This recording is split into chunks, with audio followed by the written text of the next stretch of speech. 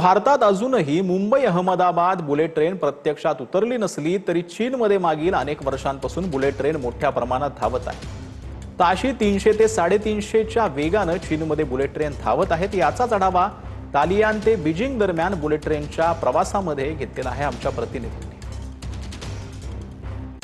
मी चीनमधल्या या जी bullet train आहे त्यातून प्रवास करणार आहे. दालियानवरून बीजिंगला जाणार आहे. ही जी बुलेट ट्रेन आहे ती आपण बघू शकता की या ठिकाणी ही बुलेट ट्रेन दालियानवरून चीनला जाणार आहे आणि बीजिंग मधलं जी चीनची राजधानी आहे त्या ठिकाणी जाणार आहे आणि त्या ठिकाणाहून आता थोड्याच वेळात जी मेट्रो त्या सारखीच दिसणारी ही बुलेट ट्रेन निघणार आहे आणि जवळपास 300 किलोमीटर प्रति वेगाने ही बुलेट ट्रेन जी आहे ती प्रवास करते. जवळपास 3.5 तासाच्या प्रवासानंतर आपण बीजिंग मधल्या या चॅपॉंग या स्टेशनवर आलेलो आहोत, ज्या ठिकाणी हे जे स्टेशन आहे हे स्टेशन बुलेट ट्रेनचं आहे आणि दरियाल ते या ठिकाणी येईपर्यंत आपल्याला जवळपास 3.5 तासाचा प्रवास झाला. हा 900 किलोमीटरचं अंतर तिने 3.5 तासामध्ये पूर्ण केलं.